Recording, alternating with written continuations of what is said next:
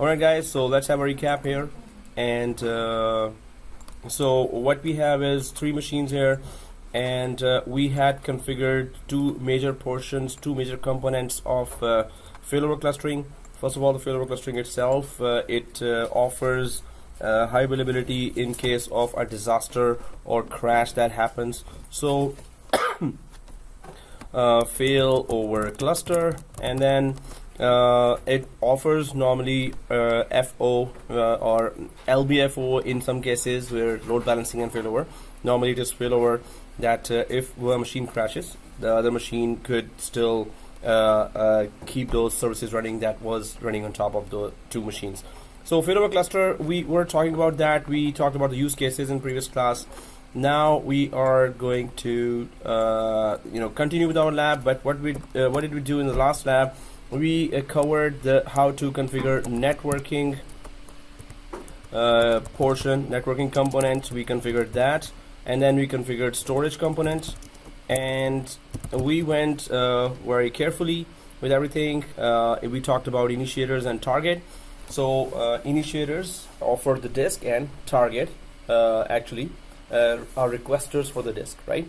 So man, that was quick. So initiators are offering the disk, and targets are requesting the disk, right? I just wanted someone to do that because there was a trap. So he was okay. I didn't trap him yet. Okay. So no, the actual is initiators are for testing. Yes, exactly. So that's also a welcome back to the class to everyone. In that case, everyone. Okay. No, everyone was active. But at once when I throw a trap question, that's where the fun is. So failover cluster, networking component, storage component here. We were doing so networking component. We just created 2 cards, second network card, and there was that heartbeat network card that we created there. And every 1 minute the heartbeats go from one network card to another, right? So every minute the heartbeat goes from one network card to another, right? So then you missed that. Okay. Come again, please. You missed that, right? I was just expecting you to do this or this, right? But you didn't fall in the trap, but still you caught. You missed it. Okay. So guys, heartbeat, we were configuring networking here. So every minute the heartbeat is sent from one network card to another, the heartbeat network card. And if you miss 5 minutes of 5 beats there, right? So it will detect that there's a failover, right? Now everyone was in their trap. Everyone is saying this. It's every second, not minute. Welcome back. Okay, so all I know is there's if it goes to 5 beats, yeah, some 5 beats. Yeah. I have an issue with the system. I have an issue with the system. It's not giving me the option for the. That's what I'm like. Here, Oh. here, kind of Issue like what? It's not giving like me my the drive window. is full. Drive is full? Yeah. Ouch. Really? Shutting down the. Resuming now. So we were going for heartbeats, and heartbeats go every second. It's like I'm alive packet every second, and then if 5 seconds are lost, so the failover happens, right? So 2 network cards were there, the 2 types of network cards, one is LAN, one is heartbeat. That would be put there for the networking, so LAN and HB. But when it comes to storage, we were configuring it on server 01. We have configured it now.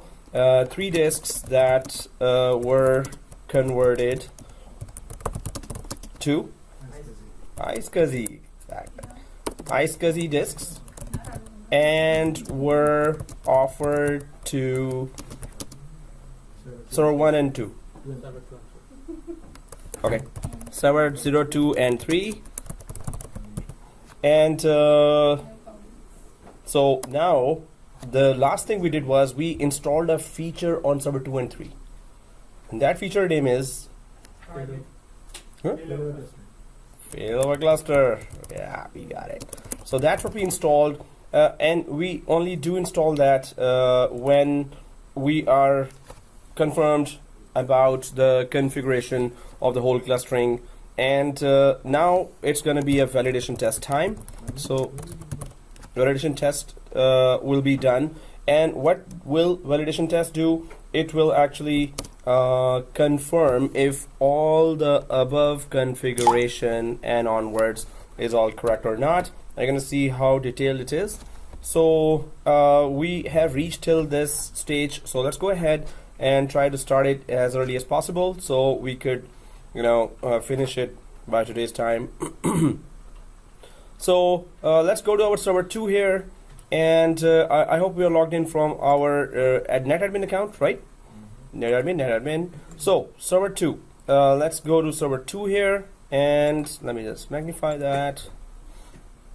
What we need to do is, next steps is that first validation test will happen, and we must pass it. And second thing is, if we pass the validation test, it's going to let us create a cluster. Then we're going to try to talk about cluster. What did we achieve till now? What's the significance of that? So everyone on server 2, let's click tools and open the FailoverCluster Manager on server 2. Although it is installed on server 3 as well, but we're starting it. In order to do a validation test, you can start either on 2 or on 3, but any one, not on both, right? So FailoverCluster Manager, let's start on server 2. It could be started on server 3, doesn't matter. I'm just doing it random. So once you start this feature of FailoverCluster in server 2, then of course, if you right click, that's the first thing, validation cluster configuration. So let's go for validate configuration. Validating what? Anyone knows? We talked about it. What are we validating here? If we crash server 2, then we'll have server 3 take over. Okay, like No, all the systems are ready for the failover. for the failover cluster to be created. Exactly, if that's the purpose, you just told the purpose, which is exactly the purpose of FailoverCluster, and it's checking all the configurations. Did we do all the configurations perfectly, or did we miss anything? And it's really thorough about that, and that's very good. And in production environment, suppose you're doing that, it will create a report that is very extensive report, very in-depth report, very detailed report, and you're supposed to save that report. So suppose you have Microsoft contract, your company has Microsoft contract, and you have some problem after you have created the failover cluster and you put the application, and then there's some problem there. First, when Microsoft you will call, Microsoft will say, hey, where's that validation report? I need to see that before I can start giving you any help in your issue with the failover cluster. So this report that will be created as a result of validate configuration, we need to save it. Well, in production environment. Okay, let's click that. So validate configuration is here, and let's click next. So it is saying to validate a set of servers, add the names of all the servers to test an existing cluster. So which servers are we adding here? Server 3. It says servers Server 2 2 and 3 which are taking part in the cluster. So I'm just gonna, instead of always go browse, always, that's the best option. And because both names start with server, so I'm just gonna put server and click check name here. So it's gonna just line up all the names that starts with the server, and there you go. So we're selecting server 2 and server 3. Even though if you put server and then again, Same thing. Yeah, here it's just that we're avoiding all the spell mistakes, or we're also checking if the DNS is working fine, right? So press OK. Oh, loading? Server 2, server 3, so it should look like this, right? Oh, you're logging. Okay. Oh, you're in good hands. Somebody's watching from behind. That's good. Okay, so let's click next, and there you go. So run all tests recommended. Run only tests I select. Well, this is an advanced option, and we're not going for that. So run all tests. Just specify or clarify every portion of our configuration for failover testing. So when we select this run all test and click next, you will see the long list. So if you go down, keep going down, it's gonna check the network and hard drive portion. Each and every area will be checked. So for server 2 and 3. So here, let's just start that right away, because we need to end it, so we could go ahead. So click next. There you go.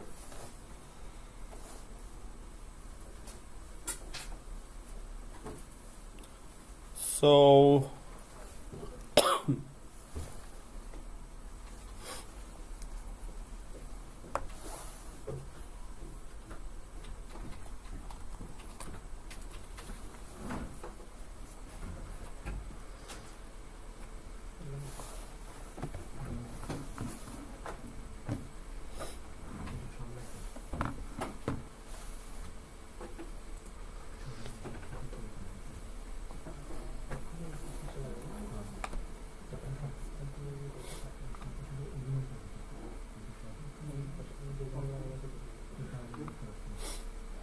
So we are validating the test?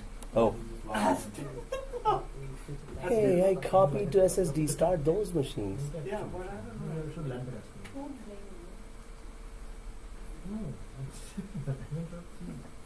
Oh well, actually, the test is going on, so I'm kind of free here, but it's gonna end soon because we all have our machines on SSD, right? Yeah. We have, right? Oh, okay, cool. So we restarted. So guys, here this is not a mistake. It's happening to everyone.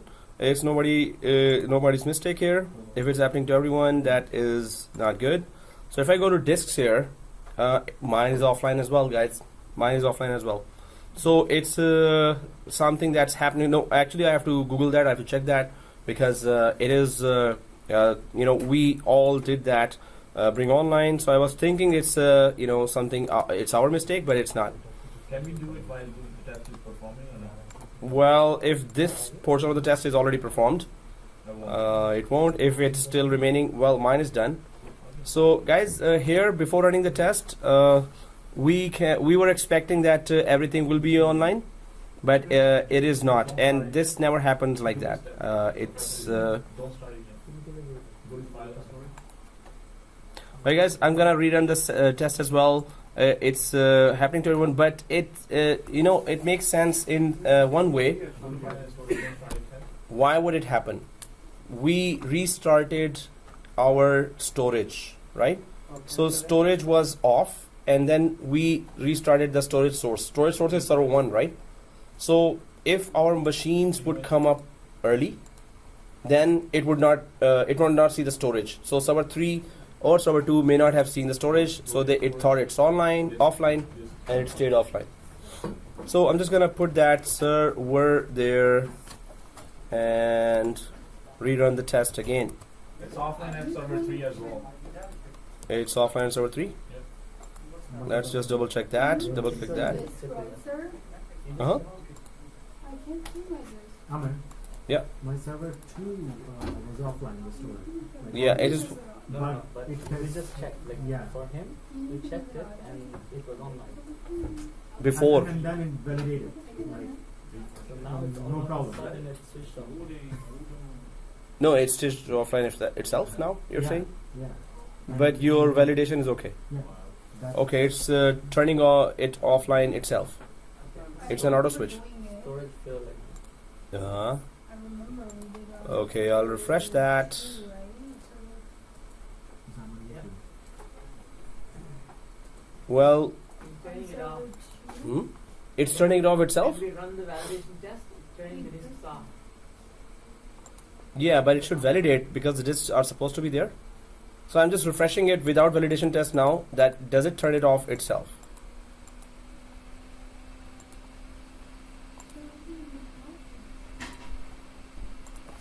I'm refreshing it. No, it's not. No, for the test, if it turns it off, still it should validate it because it's turning on itself. See everything turn off. Turn it off again. Yeah. This goes off. It goes off when validation test starts. Yeah. Like the test finishes, In the previous one, it didn't happen. Yeah. and then when I check the report, the storage failed again, and I So resuming now, I'm just refreshing. It's not turning off itself, but the validation test is doing that. So I'm just going to go back to this validation test again and just put it in the video as well, that if it is doing itself, it's nobody's fault here. It's run all tests recommended. Next. And why is it doing that? Storage.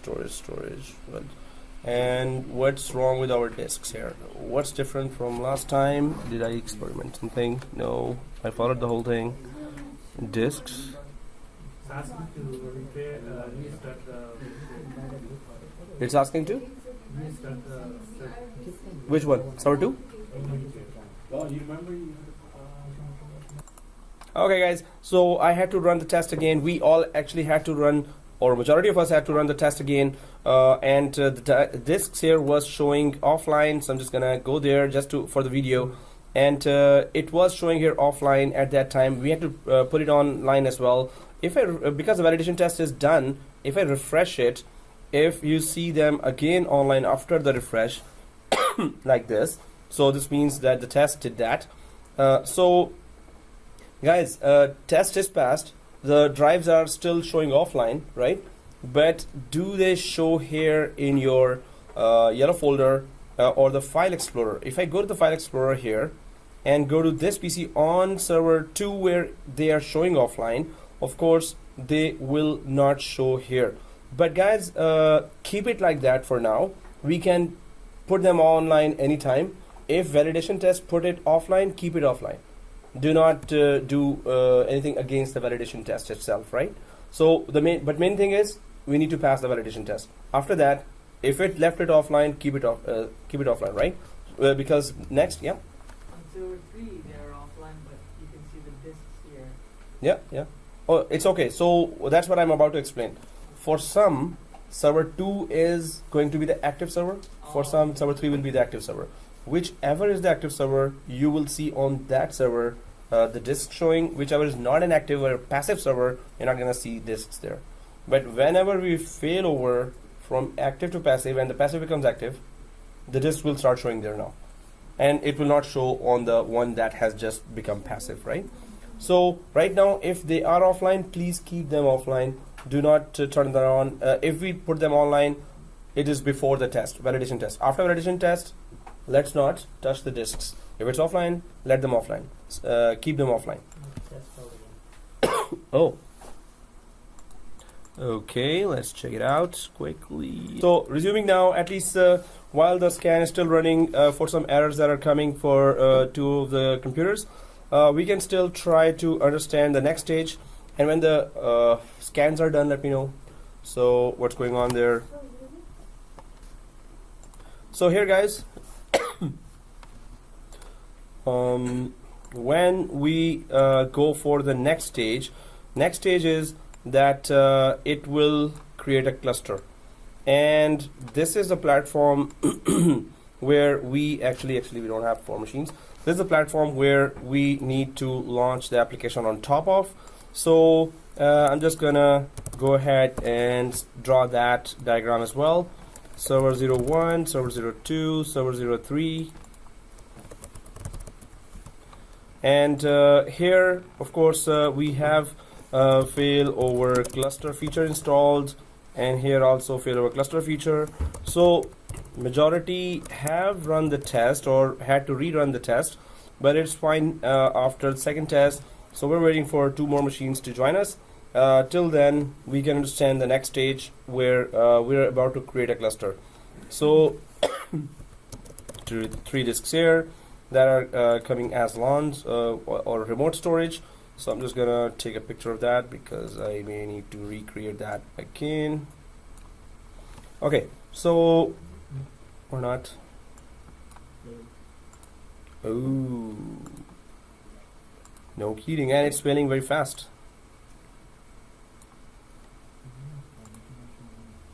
That, and I'm gonna ask you questions now, especially those who are looking for deals. So okay, I'm gonna be throwing quiz questions now. So like what is the best deal today for Cyber Monday, and those kinds of questions, right? Okay, so so let's go ahead and here if you are successful there, if you're all successful, the next thing is it is asking us to create a cluster on top of. Actually, it's not supposed to be on top of server 1. It will be on top of this server 2. And what is it doing here? So cluster, it's going to first have its own name and VIP. Well, this name really suits with the season. So VIP, own name and VIP. What is VIP? Very important personality, right? Oh, nice. I like that. It's virtual IP. Okay, so so virtual.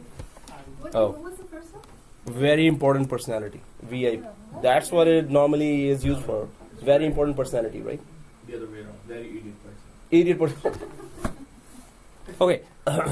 Okay, then we can just make up a lot of stuff from there. So cluster own name. So a cluster service normally has its own IP given to it. Why?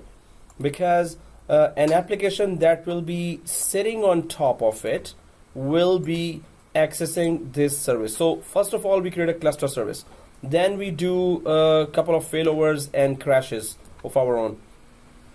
Then we're going to put on top of it an application, a role. So we call it a role, and that role or application here will. Oh, no bad news, no good news. Okay, so here first we're going to create a cluster. We're going to confirm everything, how it is look like, what are the main components of that. Then we're going to install a role slash application. I should put slash. FailoverCluster calls it a role. We call it an application, but it's the same thing, right? A role application, and will have its own name and another VIP. So you need 2 virtual IP addresses to actually have first a cluster installed. You need to reach a cluster. For administration purposes, you need to put an IP for that cluster. So what we need to do here is that when we create a cluster, we're going to give it its own static IP, whatever we haven't used. But in production environment, of course, you have to plan it first. That you need 2 separate static IPs there when you're creating a failover cluster. One static IP for the cluster itself, because its only purpose to create, for its creation, the only purpose of failover cluster is to offer high availability to applications. To offer high availability to applications. Oh, okay. Oh, done? All right. Hey, he told me 3 seconds before you did. So, okay, but good. So that's perfect. What was the purpose to offer high availability To application. To any application that is installed on top of a cluster. Okay, we're good. So till now, what was happening? That the storage was going corrupt. Now, what is different from previous class and this class?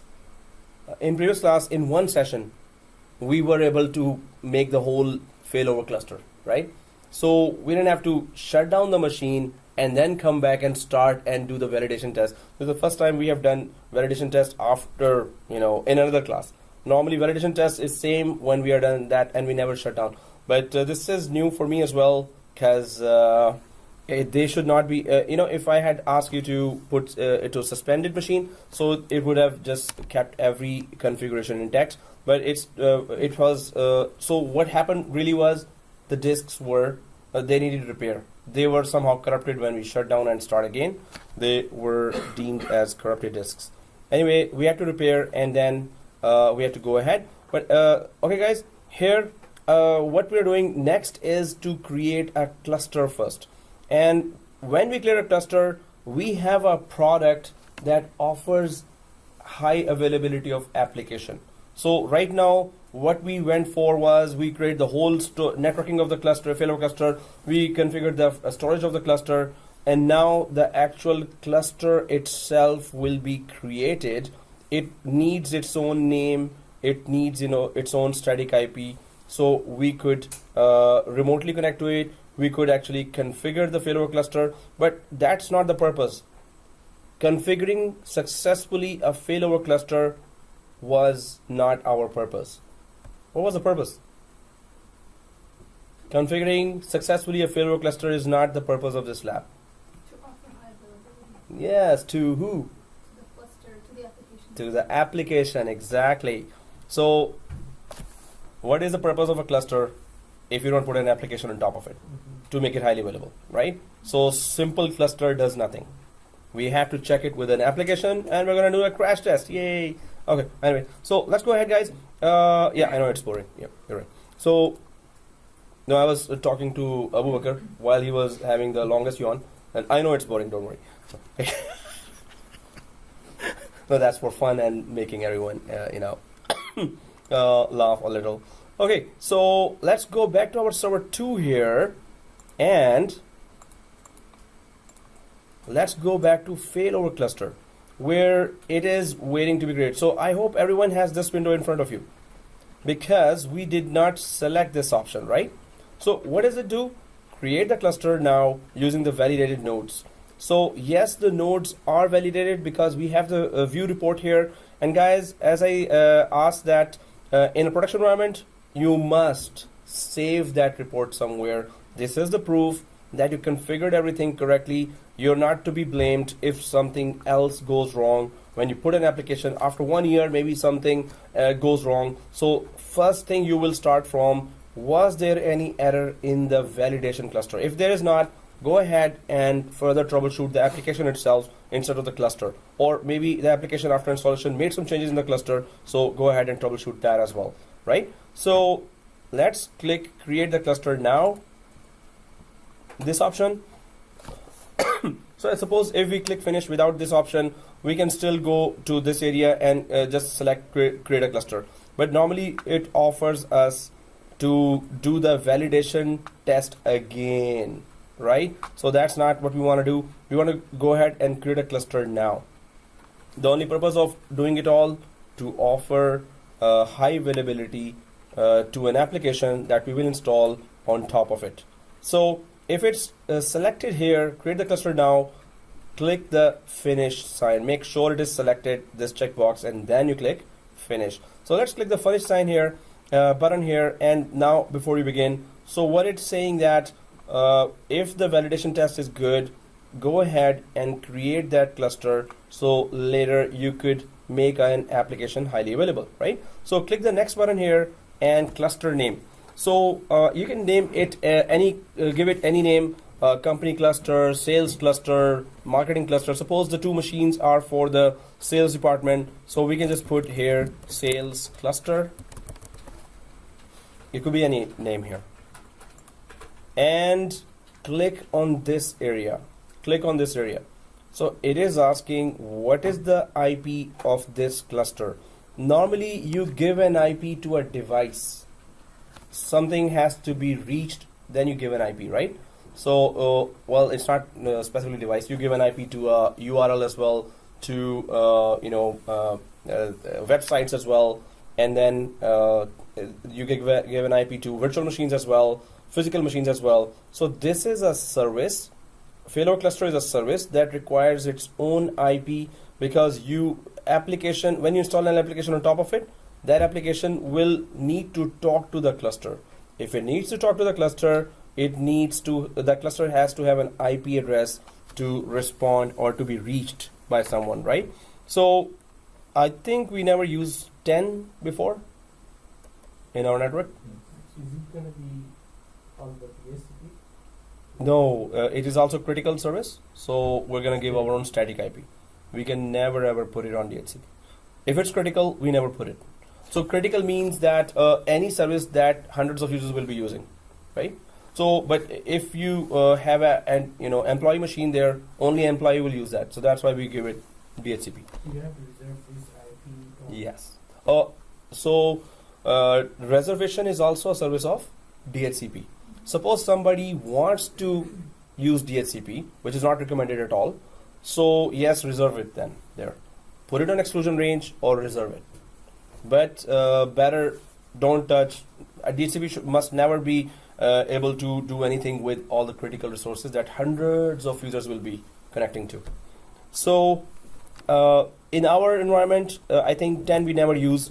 Excuse me. So let's go for 10. In your production environment, you will be putting aside, you will be referring your Excel sheet, and you will be putting aside, okay, for FailoverCluster, what next IPs we have. Okay, we're gonna set aside 2 static IPs there, one for the cluster, one for the application that we're gonna install on top of the cluster. So now we're creating the cluster, we've given it a name, and we have put a static IP there. Now this cluster is controlling 2 nodes. It's going to know which node is active, which node is passive. It's going to know this hour which node is active, and the next hour maybe the passive became active for some reason. So cluster will know all this, right? So we're going to test that now. So let's click next.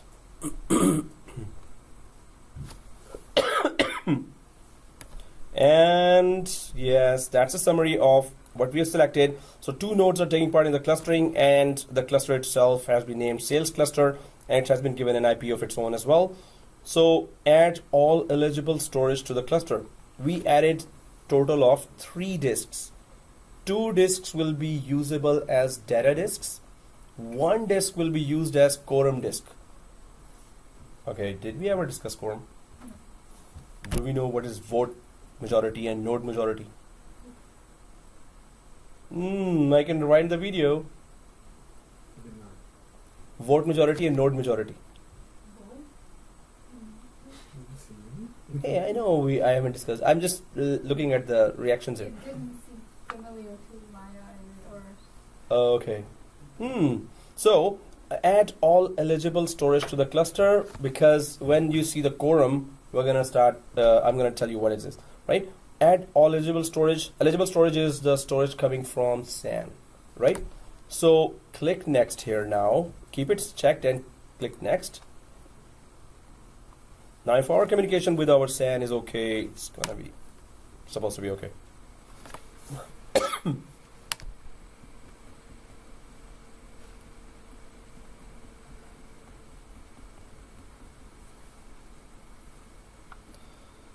Okay.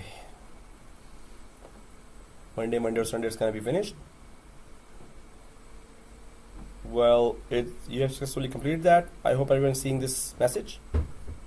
Not yet? Yes yet. Not yet. Let me know when it's yes yet. So, okay.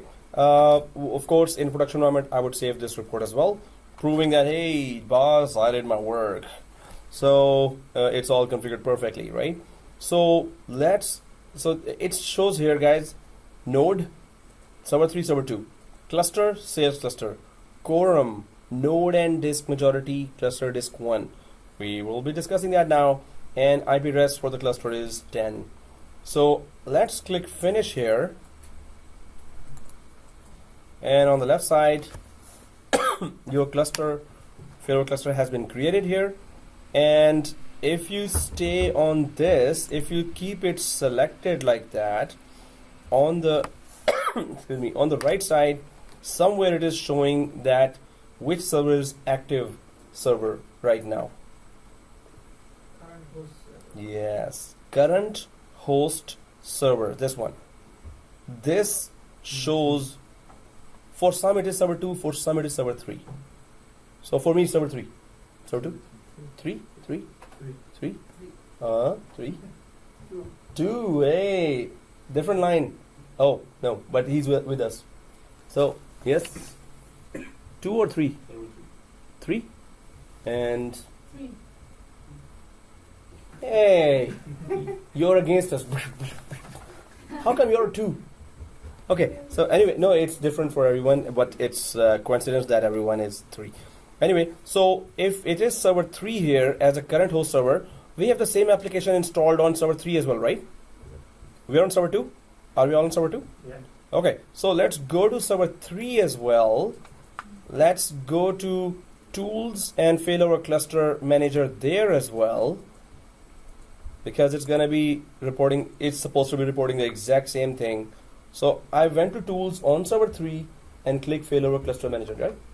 Okay, so here, if you click this on server 3 as well, of course, whichever is the active, it's going to only show that.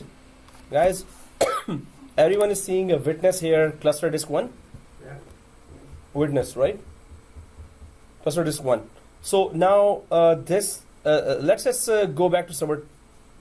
You know what? The active one is 3, so let's stay on 3, because there are some things. Even if you go to 2, it's the same window here. Even if you go to 3, it's the same window here. If you had 10 more servers, it would be the same thing it will show, right? But let's expand that a little and go to roles here. On server 3? Yeah, on server 3, we open failover cluster manager, and let's explore here. Even if we explore from server 2, failover cluster manager is the exact same thing, right? So if you go to sales cluster here, then go to roles. First of all, we haven't installed any application on top of it, which is the main purpose. So failover cluster calls it roles. We, just for understanding, call it application. We haven't installed any role on top of it or any application on top of it to check if it is it is offering high availability to the role or application or not, right? So we'll be installing that role. In fact, right click the role and configure role. Let's go to configure role here just to check the list of roles that are supported here that can be made highly available on top of a cluster. So right click the configure role here, and then before you begin, just click next here, and you can see the list of roles here: DFS namespace server, DHCP server, distributed transaction coordinator for some of the applications that are setting outside, file server, generic application, any other application you want to put, Hyper-V replica. There's a list, right? We don't have to just know everything. Win server, virtual machine, message queuing. So what we will be interested later is the file server. We're going to do that. But right now, I just wanted to show you that these are the roles that can be installed on top of a failover cluster to make this, whatever role we install, to make it highly available. So let's click cancel here. Second thing is nodes. So are the nodes green and up? Yes, right? So there is a assigned vote here. It doesn't say node here.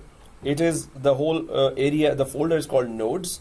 Nodes are which are taking part in the cluster, right? So do we see server 1? Why don't we see server 1 here? Storage. It's not a node. It's not a node because it's storage, and because It's a SAN. yeah, it's a SAN, and it's not called a node because Not in the failover cluster. it doesn't have the failover cluster feature installed into it. It's not taking active part in the failover cluster, yes. So it is, server 1 is not going to be showing here. So they're both up, and current vote is 1. Now I'm going to tell you what is node majority and vote majority. So other than that, if we go down to storage here, so expand the storage here and click the disks. So now we see our 3 disks. Now it is very, very crucial, guys, that you see one of the disks is disk witness in Quorum.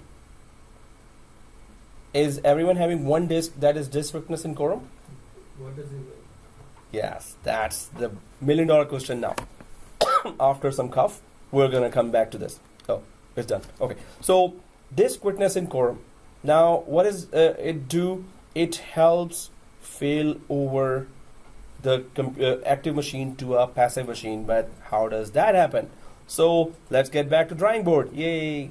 Okay, so and I'm gonna throw questions at whoever is looking at the deals or whoever is having the longest yawns today. I'm just kidding. Okay, you're free to do anything you want. It's okay. So okay, so here node majority and vote majority. In fact, that's the strangest thing. Today's George class, I was exact same topics we were discussing, and they were having Exchange server failover clustering for the databases.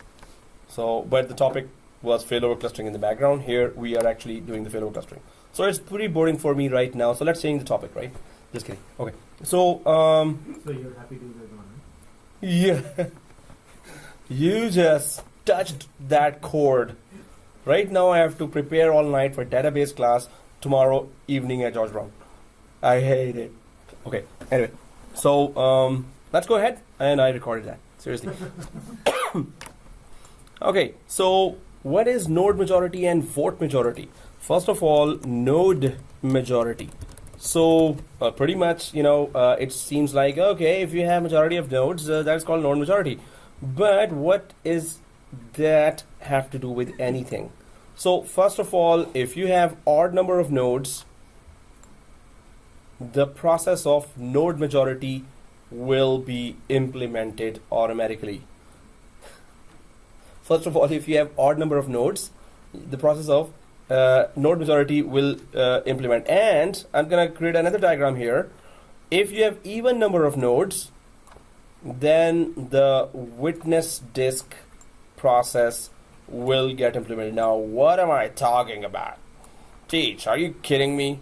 Okay, so let's go ahead. But first I'm telling you, I'm starting by this, that it is the vote majority. And the difference, as I'm starting here, is that if the company has even number of nodes, or if the company has odd number of nodes, how does this happen? Can't the company always just have odd number of nodes or just have even numbers? So what is their if there?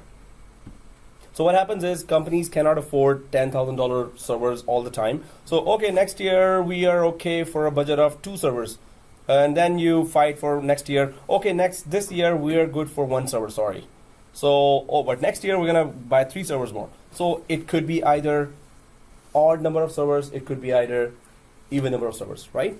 So now if we go for node majority, that's the easy one, where you have odd number of servers. When we say easy one and the odd number of servers, the only thing there to understand is FailoverCluster will know easily that if you have a majority of servers up or if you have majority of the servers down. It will easily know that if the majority of the servers are down, failover clustering will stop. If failover clustering stops, the application sitting on top of it will stop. If that stops, all the 500 or 1,000 users, 10,000 users connecting to that application will get disconnected. The whole thing will go crashing down, right? So if it is, if failover cluster decides easily that, oh, I lost the majority here for nodes that are up. Okay, I'm canceling the whole process here. So I don't care how many users are connected. So let me start with this. Okay, one node went down. Do we have a majority here of node that is up? Do we still have majority that for the nodes that is up? Mm-hmm. So cluster thinks the same way, and cluster will keep the cluster services running, which means the application on top of it is running, which means that the end users which are connected to the application are still working fine, right? And then the second node goes down. I don't know what's going on there actually, but 2 physical servers are down. Do we still have a majority here? So cluster services, application, end users, they're all okay right now. They're working fine. And do we have a majority now? We lost the majority. Now it's so easy for the clustering service to understand, okay, we lost the majority. I can't let those end users work now. Okay, even if we lost the majority, there are 2 servers up. Why can't the cluster service let those users work on this? Why is it cutting down the whole services? There are 2 servers up. Let them work. Why not? Reason is, so suppose there were 200 users connected here, and this server went down. So 200 were suppose, or 100 here, 300 here, 500 here. So when one server went down, its connections were redirected to the surviving nodes. So it's already under pressure now, the other nodes. Then this went down, so its connection and this connection as well went to the surviving nodes while they're handling their own traffic as well. And then this went down as well. Now its traffic, and its traffic. All 3 nodes' traffic has been redirected to these 2 nodes, and they are also handling their own traffic. So the overall users will get a very bad service, or the nodes will crash. The surviving nodes will crash now. Or they will have such a bad service that they will say, hey, what's going on? Why don't you just tell us what's going on? So I cannot open my file, I cannot see that. I was working in the middle of the file, it's a lot of work that I lost, so what's going on here? So better, instead of giving a very bad service with the surviving nodes, just shut down the whole process. Tell the users, 3 nodes are down, I'm shutting down the process, right? So the cluster service will check if the majority of the nodes are up. If they're not, the cluster will go down, application will go down, and users will have disconnection. You understand that? Is there a threshold point, when it will shut off or something, or it will decide? Majority, that's it. You lose the majority, down, at once down. So this is node majority with odd number of nodes, right?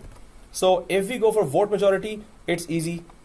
Actually, it's a bit confusing for the clustering service. Now, before clustering service was considering every server as a node here, right? This was n node, node, node, node. Here it is considering every machine as a vote. So this machine is 1 vote, and this machine is 1 vote. This machine is 1 vote, and this machine 1 vote. But now the problem here is they are even number of nodes. So what's the big deal about that? So what if they're even number of nodes? What's the problem here? So again, failover clustering needs to decide that the nodes, I have a clear majority before I could take down anything. I have a clear majority of nodes down, so I could take down anything, or I have clear majority of nodes up, so I should not take down anything, right? So guys, tell me now, we lost 1 server. We still have majority, right? And we lost a 2nd server. We still have the majority, right? No, Right? It's even. So that's not a majority.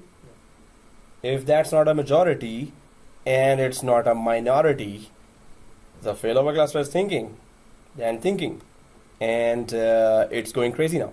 So, well, for this situation, failover cluster has to decide soon, right? As soon as possible. So what happens is that you put another server that is not a node. That is not a node. And suppose that's a file server, or that's a domain controller, file server, or a domain controller, DC, or print server, whatever. But it's not a node. It's not taking part in the failover clustering, right?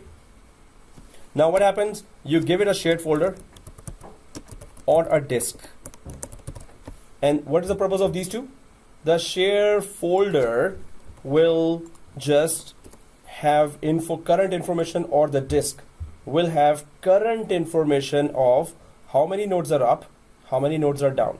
It has current information. It has current information of all the nodes in the cluster. What is the situation of cluster now? It has full information about that, right? So what's the big deal about that? Okay, it has full information. So what do we care about that then? So what happens here is that this is also given 1 vote here. So this means that, oh, file server or domain controller that has all the information of the current cluster can fool the failover cluster into thinking, hey, I'm also a node, so consider my vote as well. So this failover clustering feature is fooling the failover cluster feature, this file server, or quorum disk witness. Quorum disk witness. Oh, that's not spelling. Quorum. Quorum or disk witness. Witness just means that, hey, I know that 2 nodes are down, 2 nodes are up, but can you take my vote because we are majority right now? And yes, I'm a node. I know I'm not, but I'm fooling you into thinking that I am. So the failover cluster has to decide now, and it says, oh, I see 2 votes down, but I see 3 votes up. So I don't have to take down this cluster now. And I think this someone here is also a node. I don't know, but I see 1 vote here. Okay, I'm not going to take down this. So if you have even number of nodes, you have to create a shared folder or a disk witness that tells or fools the failover cluster into thinking that the failover cluster has majority. While you don't have a clear majority here, you will put this disk witness or shared folder that has the correct information of the whole network, and it will put its vote there when it is needed. Hey, I'm also a node and we have majority, so don't take down the whole cluster. Thank you very much.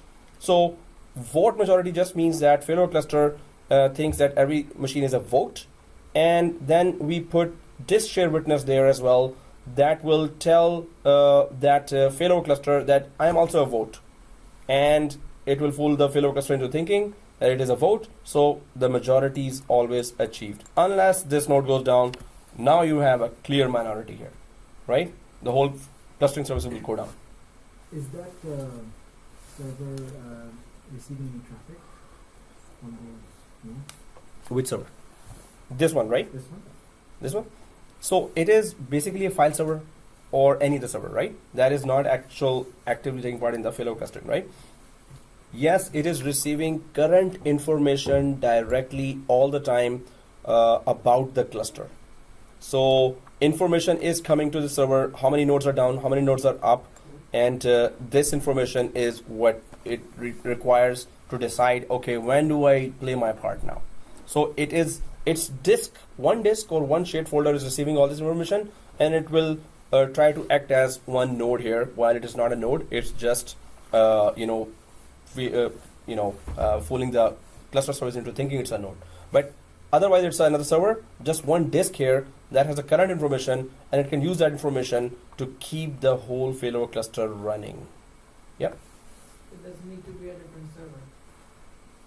So it cannot be one of the failover cluster servers. It cannot be. So it can be a domain controller. It can be any other server other than the failover cluster servers itself. So what information is it?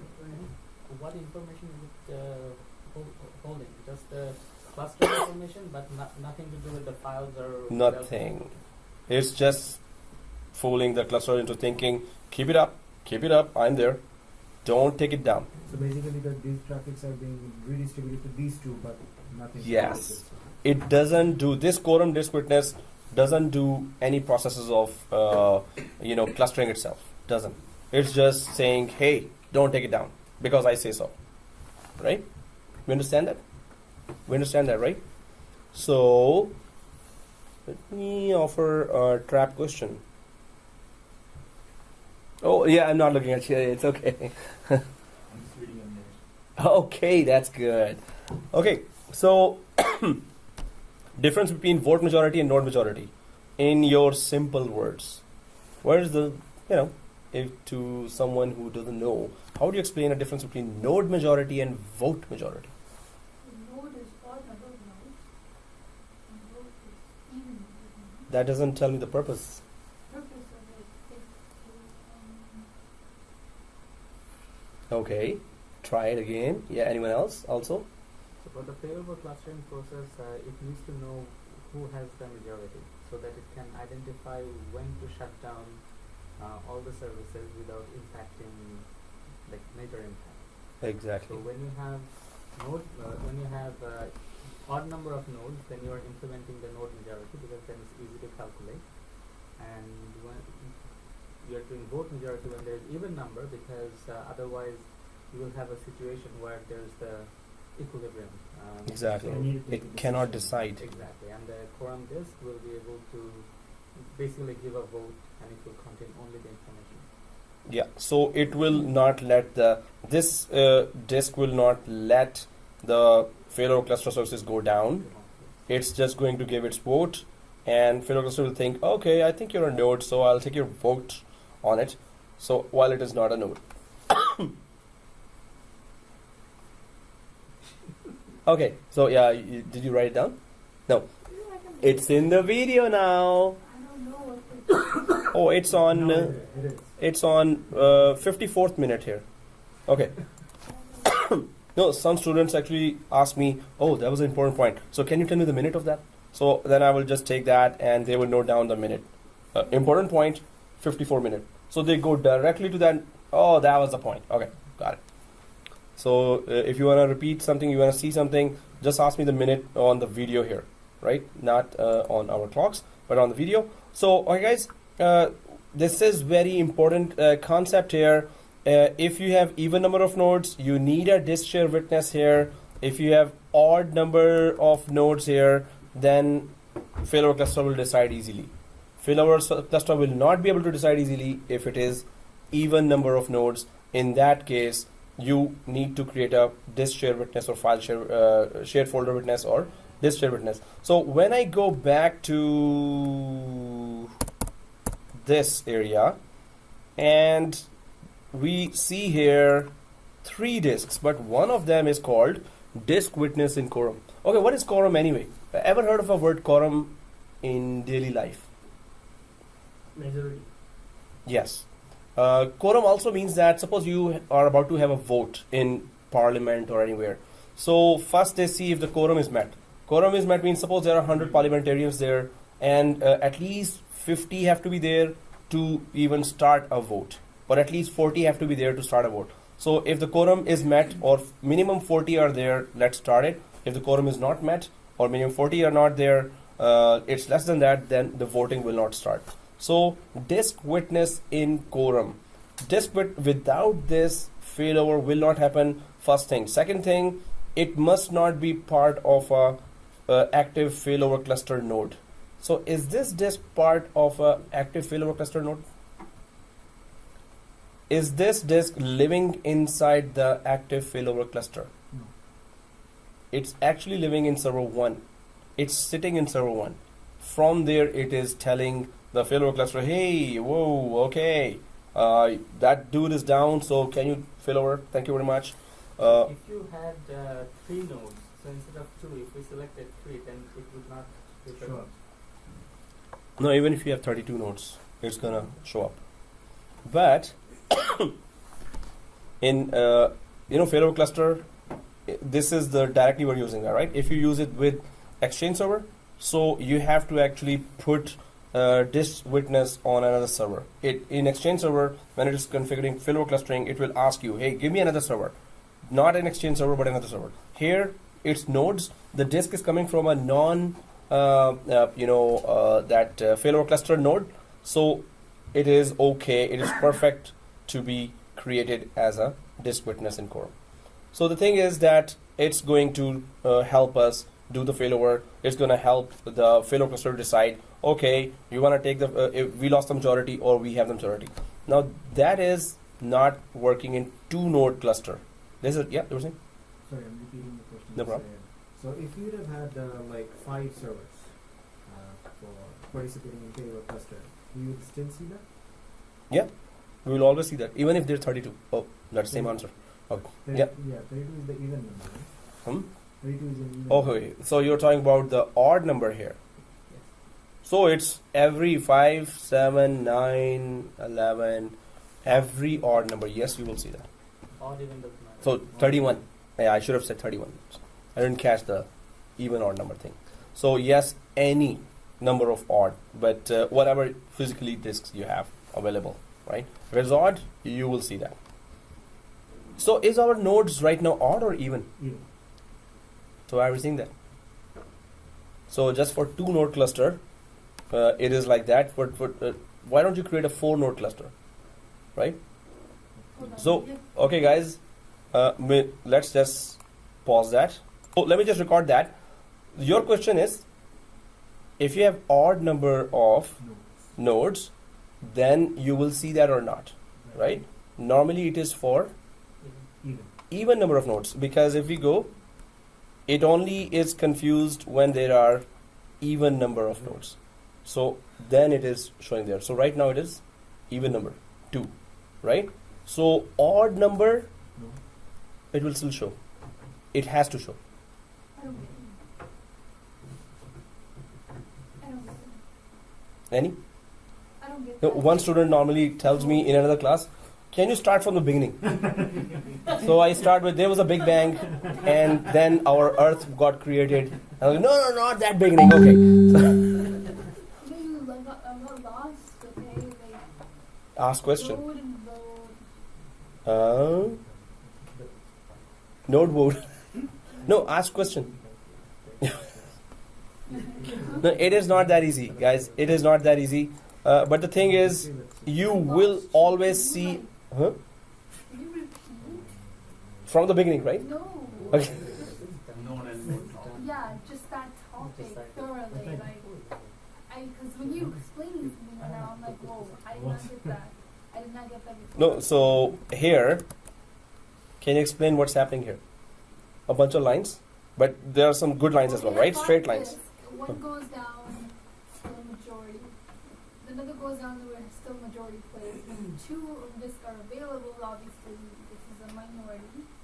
So what happens? So cluster is down. Is down. Down. Cluster is down. Yes, that's what it happens. So when cluster is down, so what? What happens then? Sorry? What's the big deal if cluster is down? I'm putting you on the spot, Matthew. No, what's the big deal here if cluster is down? Yes, sir. Oh, wait. Everything's- Application gets down and Hey, you got that answer from him. That's not fair. If cluster is down, everything is stopped. Yeah, application's done and user cannot use it. So Exactly, that's it. You Yeah. didn't write that here, right? I beg your pardon? You didn't write that there, I right? did. It's in yellow, highlighted. Why didn't you highlight when you were saying that? So you should. No, so this is the next stage. Cluster goes down. Highlight that in the answer as well. So the cluster. Oh my god, like this guy is Yeah, no, we go 1 year. We go way back. We've been. It's in the test as well. No. I'm sorry if I did something, said something wrong. But the thing is that I was just kidding. Also, I was trying to. Maybe the students I cannot speak. I'd rather look at the student more than speak. So you're representing those who did not understand that, right? That's good, right? Okay. So guys, please do ask questions. I encourage questions, and please ask questions, right? So. Don't worry, I'll ask another second. Oh, second one, the good one, right? Yeah. Right now I'm on bazooka today. It's a nice second. No. It's the main thing is node majority is if we have odd number of nodes. Failover cluster, it's easy for the failover cluster to decide whether to take down the whole thing or not. If it's a odd number of nodes, again I'm saying that failover cluster has a clear idea that yes, we lost the majority, take it down. In odd number of nodes, it's always clear. 2 down, 3 up. Obviously, we still have majority that are up. I cannot take down the whole cluster. 3 down, 2 up. Now I lost the majority. I have to take down the whole thing. But in this scenario, Mhm. will that quorum this? It will always show as a configuration. It's not like it will not show. It will not work for them. Okay, so if there is a node majority, then the quorum disk will show up, but it's not gonna participate. No, in it. it's not. It's just there. Okay. Okay. It's a part of the configuration there. I get it. Is it because like it maybe one node could be? Whenever they add one node, it's even number now. Then Then it will come into action. But it will have to be there. It will always be there. So it's easy for in the odd number. It's easy to take it down. But in even number, failover cluster will be confused. If half the nodes are down and half the nodes are up, it is trained to know the majority. It is trained to know the majority. So if it cannot cannot come up with a majority, it's saying, oh, what do I do now? Take it down? Keep it up? I don't know. There's no majority here.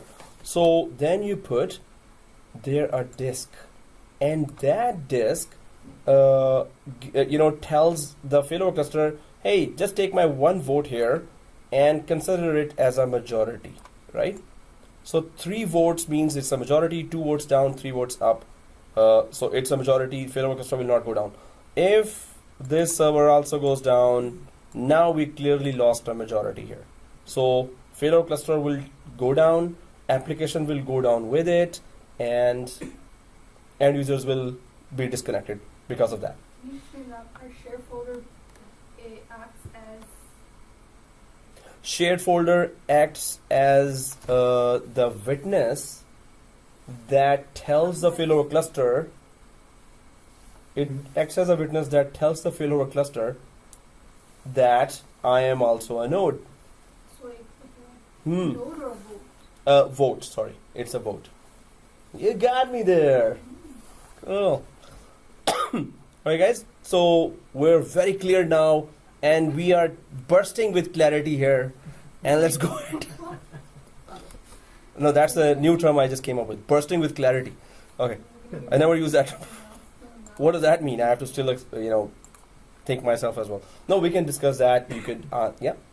Can you go back to the node majority? Okay, there's a question. Thank you. You know someone in my team. Yeah, somebody has to Here, you're Mhm. saying it's odd number will always have a clear. have a clear view. Yeah. Say suppose you have 11 nodes and you're at third node failing and it's an odd node. No, it's me. Third node failing. Just the third or 1, 2, 3 nodes are failing? 1, 2, 3 fails. 3 nodes failed out of 11. Yeah. Still it fails. Still And fails. every node has the majority, right? 11 out of 3 is 11 out of 3. 11 out of 3 is 8, right? So 8 nodes are up. Failover clusters knows 8 are up and 3 are down. So no, you're going the wrong way here. Yeah, So I'm no, going by the odd and no, even. it's not odd. Failover cluster is still thinking a total. Out of total, how many are down? Out of total. It's not like, oh, what is remaining now? It's out of the total, how many are down? Then why did Out of the total, how many are up? Why did you use those terms? If it just it just goes in terms of total, not odd anything. So if it's an odd total, it's going to clearly know that when it has majority, when it has minority. If it's an even total, then if half are down, half are up, it's not going to. Okay. Can we get a break? No, but you get it? Yeah. Right? That it's the total, out of total, it's gonna go for that, right? Okay, guys, so let's take a break. EAK. Okay. BRAKE break, and then come back and do our crash test. So we were talking about node majority and vote majority. Let's start from the beginning. Just kidding. Okay. So no, we have repeated so many times now. Okay. So okay, guys. Here. So guys, there is another thing, scientific phenomena called power nap. No, that's reality. I'm talking now. It is funny, but reality is, if you take power nap is what? Just 10 minutes of sleep, anywhere.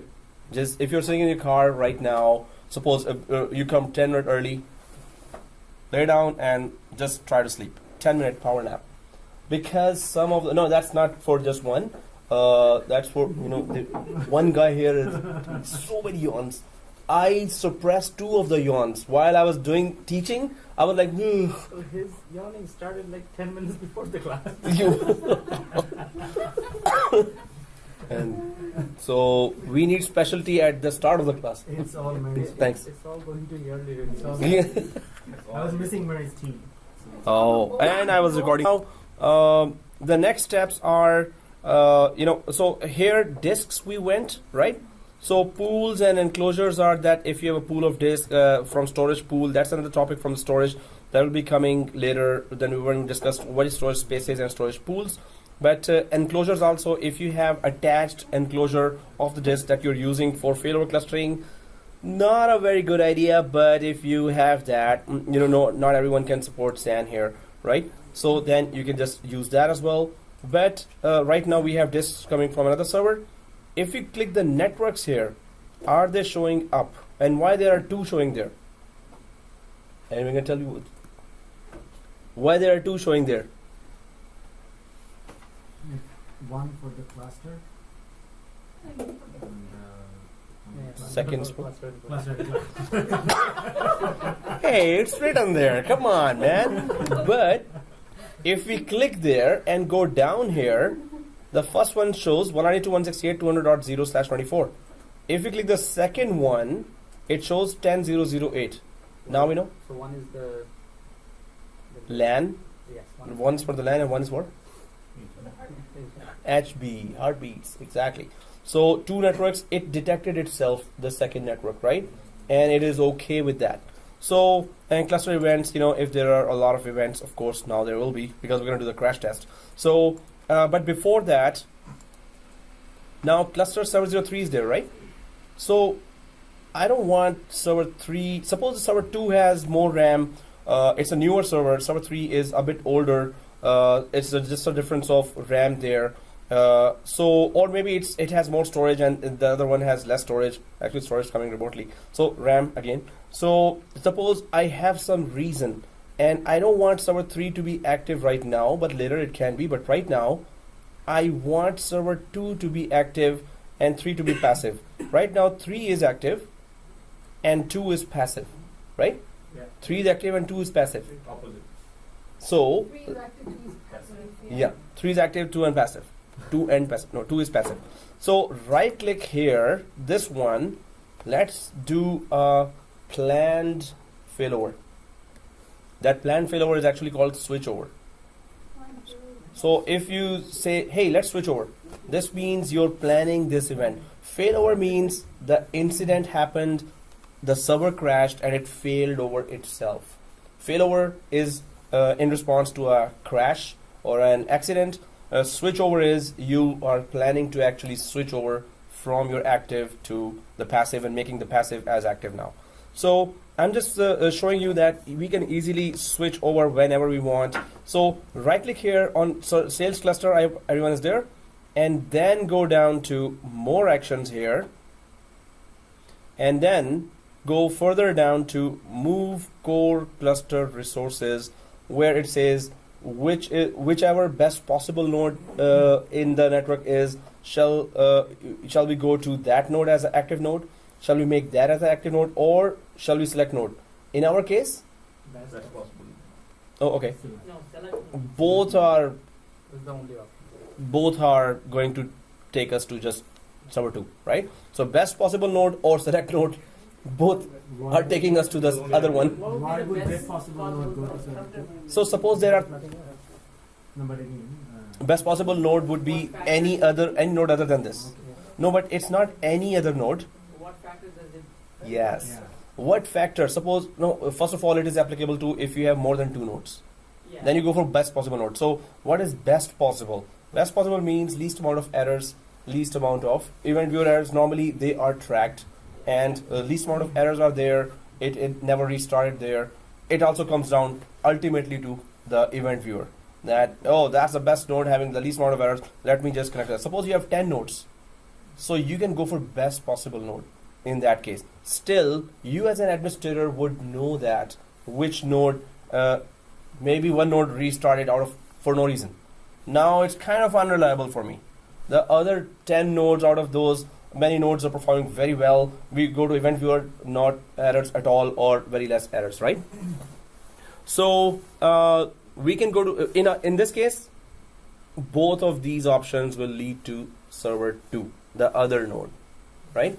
So it will best possible just means any best node other than the one we are going sitting on, right? So if we go to select node, Are you on server 2 or 3?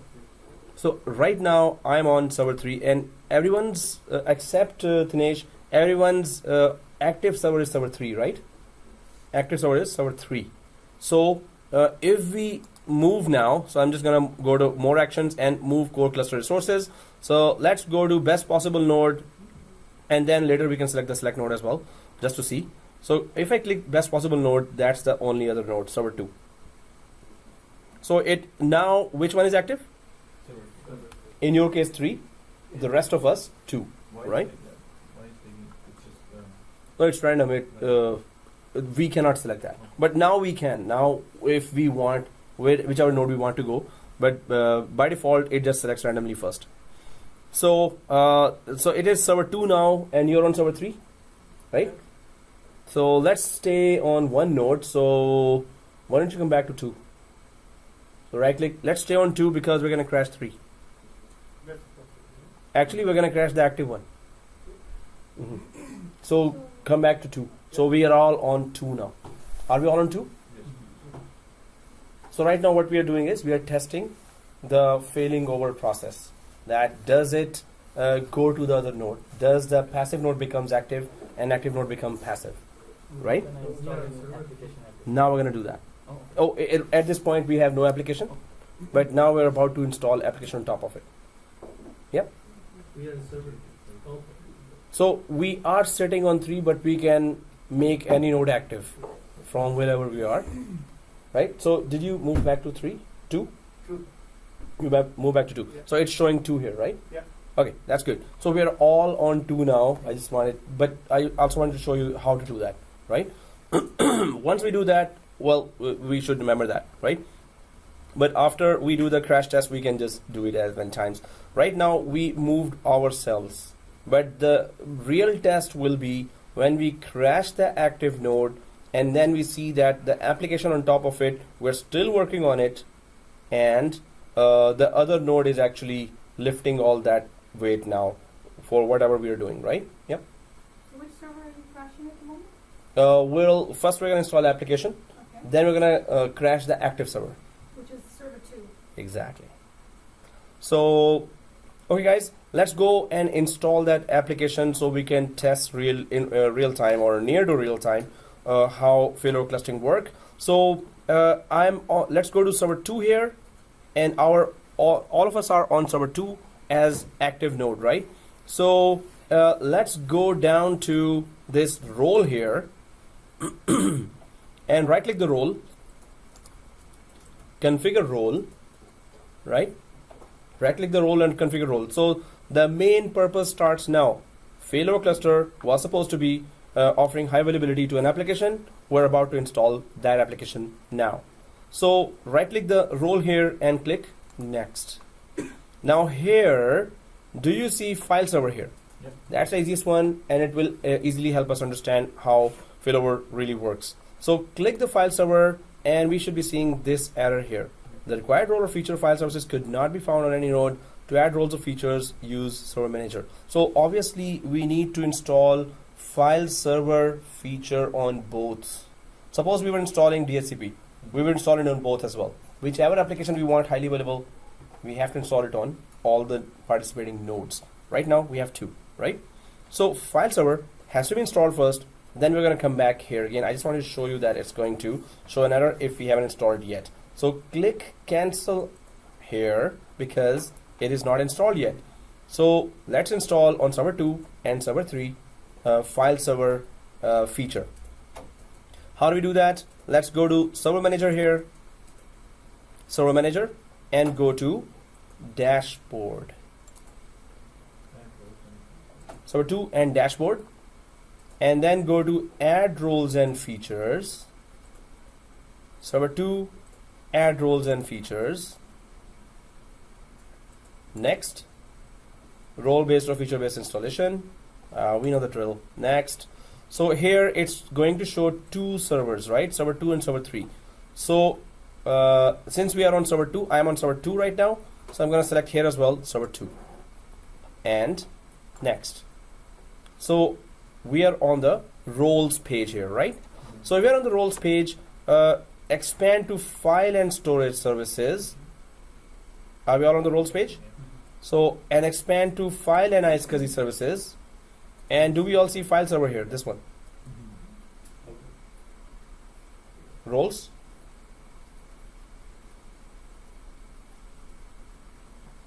Okay. So file server, next, nothing else. File server, I selected this one, file server. Next, next, restart, yes, install. Same thing on server 3. Same thing on server 3. So let's not wait for the installation. Let's go to server 3, server manager, dashboard, add roles and features. Before you begin comes next, role based or feature based. Next, server 3. Next, roles, and then expand the file and storage services, file and iSCSI services, and file server. Oh, you did it on both? Wow. And next, that's it. File server, right? Everyone selected that? It's done on server 2. Next, and just click the button to start and install. So once it is done on both, then we can go ahead and try to install this. So suppose it was not a failover cluster. What would we have done here for the file server? We would have, this file server would have been installed on a physical server, right? If suppose it was not a failover cluster, there would have been either a physical server or an virtual server. There would have been an OS installed, and on top of that, there would have been a file server role installed, and then all the files could have been put here. But this is either a virtual machine or a physical server. This could have been if you were not installing it on top of a failover cluster. But we decide to install the file server on top of a failover cluster. So now it should look like this. There are two servers that are holding the same service here. So on top of it, there's a failover cluster, and on top of that is this file server. But now the Royal Highness is sitting on top of two servers. So if one server goes down, the other server will keep it working. So we're not going to restart. We will click the restart only button. If it decides to restart itself, then it will restart. Otherwise, we're not going to manually restart. Okay, guys. So see this, that a file server here, one server. If this one server goes down, of course, you lost the whole file server here, right? Until you turn on this file server, server itself or recover, it's not going to be accessible. But here, if one server goes down, the file server works from this server then, right? See, I told you not to do that. I'm just kidding. I don't know. So okay, guys. So file server is running out of this, so we understand what we're doing right now. Right? Overall picture is that we're not running it out of one server. We're running out of two servers right now. Running it out of two servers, right? One goes down, second one will keep this up and running. So let's go back.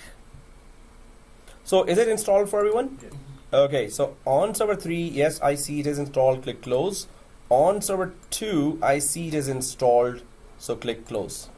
Now, guys, so we have to stay on the active server. So come back on server 2 and click the sales cluster here. Actually, come back on server 2 and click the roles here. Come back on server 2, click the roles. And now when we go to configure role here, we should not be getting that error. No.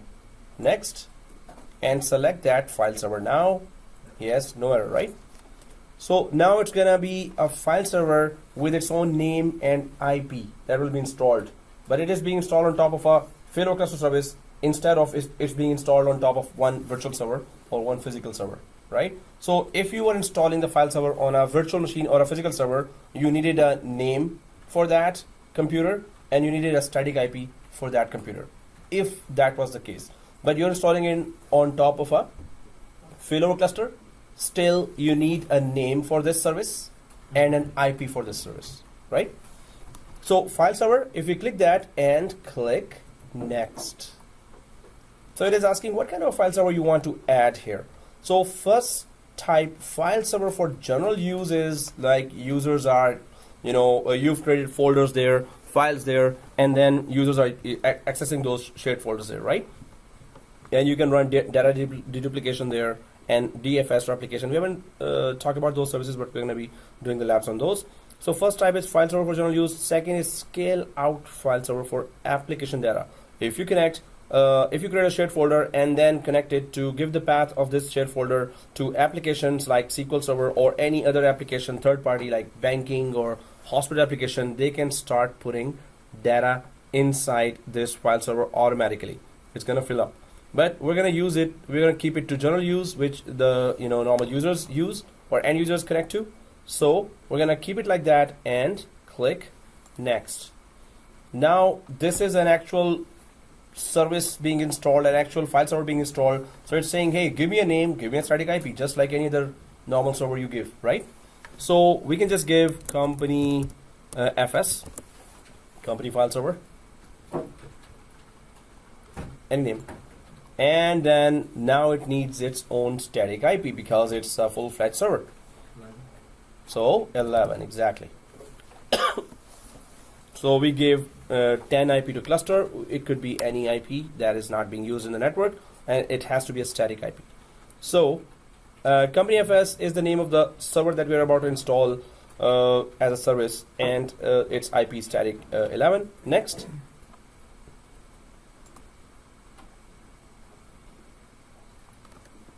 Now the disks. So why aren't we seeing 3 disks? One was Quorum. Quorum witness disk. Its only role is to tell, hey FailoverCluster, I'm here as a witness, so don't take it down or take it down. So, but that disk is doing its own job. But all other disks, suppose we had introduced 7 disks, suppose we had introduced 200 disks here. So they would all be, the rest of all of them would be data disks. Only one will be given this automatically, the Quorum witness disk, right? So let's give both or one, doesn't matter. And click next. Okay, pretty much it. So click next and install, yay. Okay.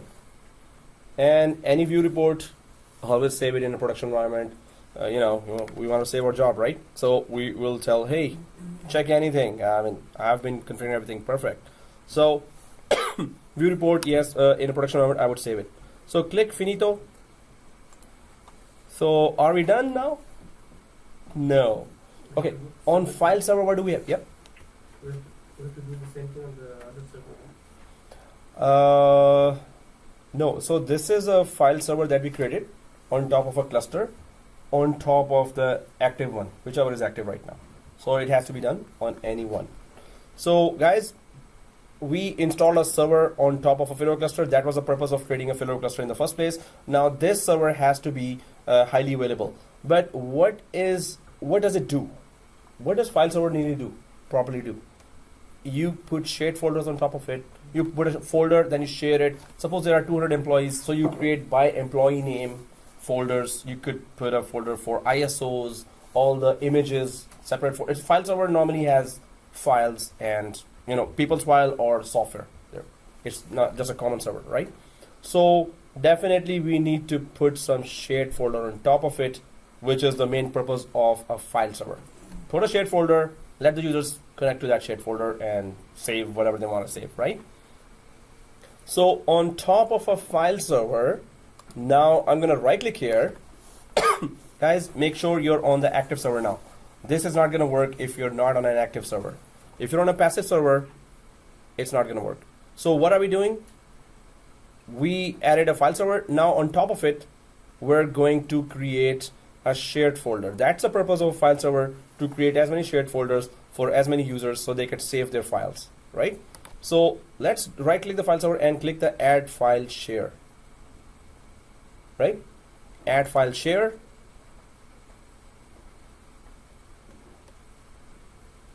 It's gonna pop up with this. If this doesn't pop up, you're on the wrong server. You're not on the active server. You're on the passive server. If it only pop up if it detects that it's the active server, right? Everyone there? No.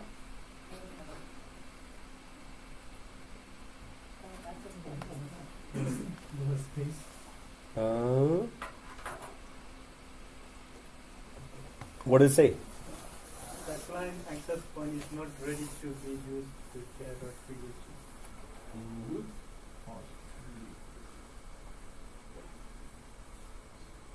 We're on 2, yes.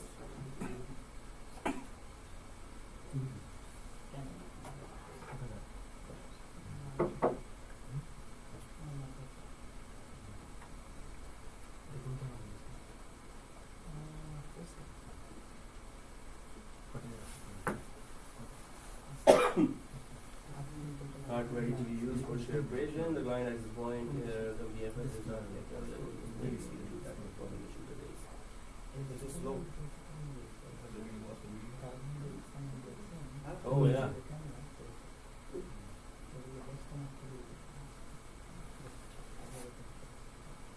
Okay. Right click. Well, if it does that, you have to wait a bit. Ouch. Network delays. Okay. So that's in the last few minutes. We're gonna troubleshoot that till 12 o'clock. Don't worry. You can come over. So you can close that. You're on server 2. You failed over to server 2. It should work. We change that to server 3 and 5. Yeah, we can do that. Primary server. Okay, guys. Resuming now. And here, SMB share. So let's try to understand that as well. SMB share quick, SMB share advanced, SMB share applications, NFS share quick, and NFS share advanced.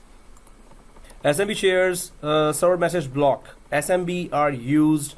Shares are used for transferring files between Microsoft machines there, and it has quick, advanced, and application options. Advanced just offers more detailed services like enable quotas are there, and ACLs are there, access denied according to owners, and classification of data. Some advanced services are there. Quick is just to have a basic shared folder there. Applications, if you want applications to start writing there a lot of data. NFS is used for, that's for Linux experts. So it is network file storage. Really? NFS, network file share. So no, NTFS. I heard it. So yeah, there is SMB, that is between Microsoft machines that you copy files, and then there is NFS quick. So Unix files, Unix systems can talk to each other, can share files with each other, and if Windows supports Unix platform, which it does, so you can copy. So NFS used by Linux and Unix machines to share files, SMB used by Microsoft machines to share files, right? That's what we need to understand. These are two protocols that work with different vendors. SMB with Microsoft, What does SMB mean? server message block. Can it be mixed, right? So it is a protocol with which Windows or Microsoft machines transfer files to each other, or they can copy files to each other. It Right. can't be mixed, right? Yes, we can enable NFS on the same machine. SMB is already enabled, but we can enable NFS shares as well. But you have to install the NFS feature first on the Microsoft server. Then it recognizes Linux, files there as well.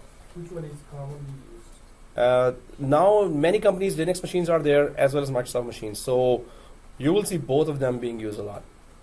If Microsoft machines are there, SMB is being used anyway. But if Linux machines are there and they want to, cross-platform copy files, so in Microsoft you can just enable NFS as well. It will recognize all the Linux shares as well, right?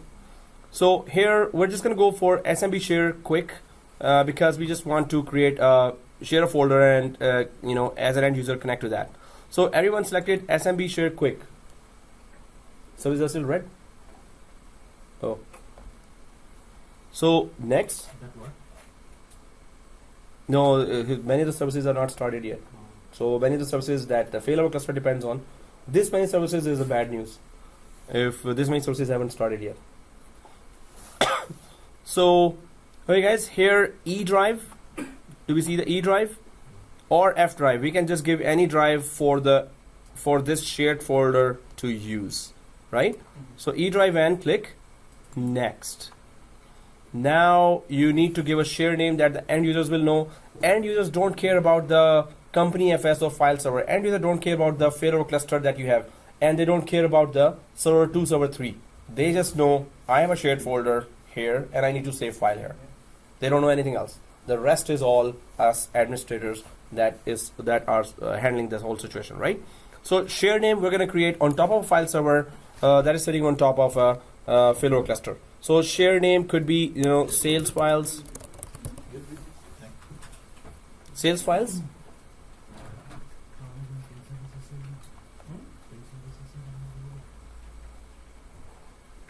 So sales files here, and you can see the share being created here now. UNC path being created. This is what the end users will see. Remote path to share company FS / sales files, right? So sales files here, and then company FS sales file, right? So this is what we need to remember. In fact, guys, go ahead, right click and copy that, because this is what we're going to ultimately use to do the crash test as well, right? Cool. So copy company FS sales files, right click and copy, and click next. Now it says, okay, in this shared folder, what kind of services you need. So enable access based enumeration. So who has access, who doesn't have access. So we can just enable that service or not. Enable continuous availability. Yes, we want it to be highly available, of course. That's why we're here. Allow caching of share, which means that if you have disconnected, suppose you're connecting from VPN from home to that shared folder and you were accessing some files there, and then your VPN connection is disconnected or for some reason, so the shared folder files that you were accessing will have already been cached on your local PC. So those files would be accessible even if you got disconnected from your file server there. So allow caching of share just means that if you're connected remotely and you were working on a file, those files normally gets downloaded to your PC as well. So if you got disconnected, you can still work on the files at least, right? That's caching of share. Yep. Don't you have to map those folders to the users? Suppose this shared folder you did not map. Even if you map, you're connected to that as long as you have the connection. So suppose you connect from home through VPN. So, and VPN connection is down for some reason, or your internet connection is down. So you were up, then internet connection had some problem, you're disconnected now. So when you did connect, at that time it cached all the files or locally saved the files as well. Even if it was a mapped shared folder, it's still a shared folder. So as long as you have a background connection, the map folder will work. Otherwise, it will also not work. So allow caching of share. Yes, cache my files if I'm disconnected for some reason. So encrypt data access. This is like if you want extra security, go ahead and do that. We're not going to do that now. Encryption is a separate topic. We need to understand that first. And if you want enable security, these are the two options, but we're going to stick to the default options here. So let's click next. Here we can add a everyone group there and give it full control because we don't want any surprises. Otherwise, this shared folder you can allow, disallow any user and any group you want, right? So I'm just going to click the customize permissions here. And here, so already shared folder, so we can click add here, this one, add, and then select a principal, and just one user here, everyone. Okay, so just select everyone, check name, press OK, full control.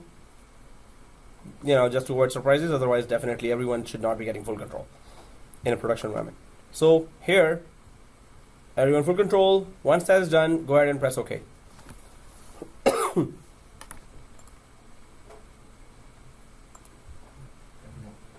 And apply once everyone full control is added there. Apply. OK. So now everyone is there. It looks like this. And click next, and that's it. Create and close. Yay. Okay, so the time for test. We have taken 2 laps for that. It better work. Okay, so just background music. And okay guys, so how do we test? We will test because we have created a shared folder there where on server 2, so there's a file server on server 2, right? Now let's test if we can access this shared folder from, of course, that server that has no failover clustering feature installed on it, and that's our domain controller. So let's go to server 1 here, go to run on server 1, and well, I copied that, so I'm just gonna right click and paste, but it should look like this: \\. Company FS is the name of the file server that was installed on top of a failover cluster. The sales files is the shared folder that was installed on top of the file server here. Everyone understand what we're doing, right? So company FS and sales files, right? Yeah, okay. So press OK. Now what we're about to do here, we're just accessing a shared folder that is sitting on top of a file server, and the rest of the story, like file server is on top of the shared failover cluster, and failover cluster is on top of the active server, among the two. Okay guys, press OK here. End users are just concerned with this link here. They don't care what's behind that, right? So let's, if you're inside the sales files here, right click here and go to new and create a new folder here inside the sales file. So this is, suppose your CEO is creating a folder here, CEO folder, please hack me. No, just CEO folder. So CEO folder is there, and double click inside the CEO folder, go ahead inside the CEO folder and right click and create a notepad or text file, right? Right click, new, and there's a text document here, this one. So let us create this one, text document. So, and CEO. So now what we're doing, situation is that we are connected as an end user to a shared folder on the active server, right? So if we let's go ahead and double click that folder here. Let's double click that folder here. So guys, type something, close, save, type something, close, save, type something, close.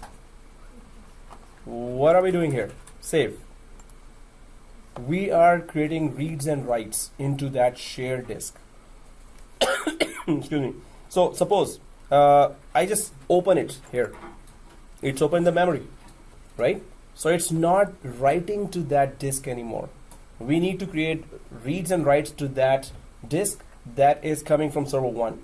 That is a SAN disk, on the SAN disk. So when I'm saying save and close, so right now it wrote something on that, right? When I double click, I'm retrieving the data from there. So I'm touching that disk again and again, right? I want to touch that disk again and again because I'm about to crash it. And when I crash it, when we all crash it, we'll still keep on sending reads and writes to that disk. We know that that disk is working out of the active server, server 2. And we're gonna, as soon as we crash the server 2, that disk must be somewhere. And we better be working on that disk. While it is not on server 2, then where will it go? It will be available on server 3 now. The same disk will be available on server 3, right? So we're writing on disk that is working out of, that is attached from with server 2. So when we crash the server 2, it has to go to server 3 itself. While we're gonna keep on type, close, save, and open. Type, close, save, open. So we're sending reads and writes, reads and writes, reads and writes. If this disk went down with the server 2, we will not be able to do that. When we save, it's gonna say, oh, I don't see that disk where we were working on. So can you give me a path of a local disk? We don't want that. We want to work on that disk that was attached on that server. So if I close this, now this is company FS is created on top of a active server. On top of the company FS file server, we have a shared folder. Inside the shared folder, we are working right now. Now, if we go to the diagram here quickly, just to have a recap.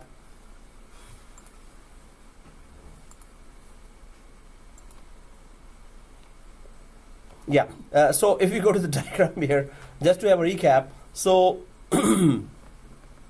here we have 3 disks that we created here.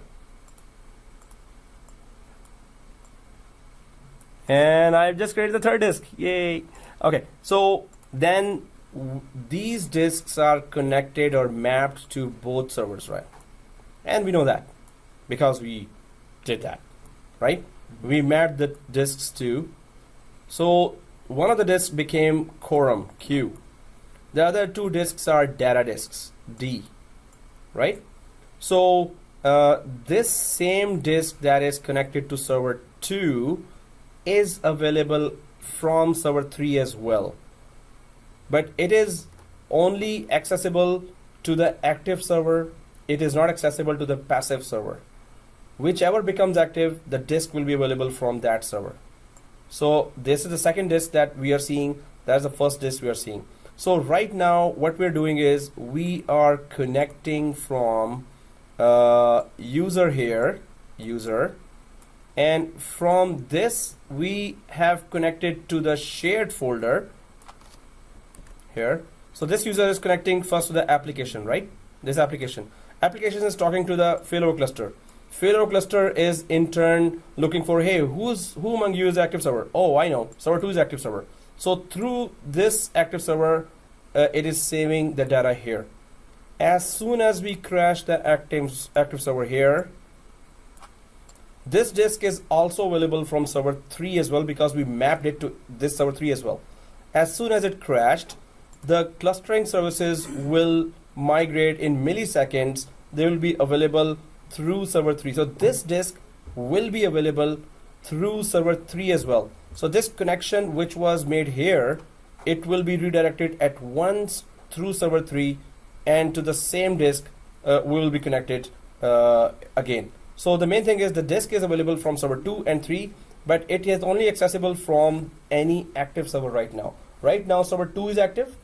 As soon as server 2 becomes, it crashes, server 3 will become active. So obviously the connections have to be at once sent to server 3, and through server 3 the same disk will be accessed there as well. Users will be working and they have no idea that a full server has crashed there. Do we understand what we're about to do? We're crashing. 2, because that's the active. No, you said 3. Yeah, before it was No, 2. you have to bring Timbits now, which you already did. I did. Yeah, so you're covered. You're insured for today. Yeah, and I made sure I had insurance. Okay. So, okay, guys. So this is what we need to test now, right? So right now we are connected from server 2 to this. We are not able to see, I mean, right now we are not able to see the shared folder from server 3. Server 3 is passive. It's just taking all the No, updates we are being. not able to see.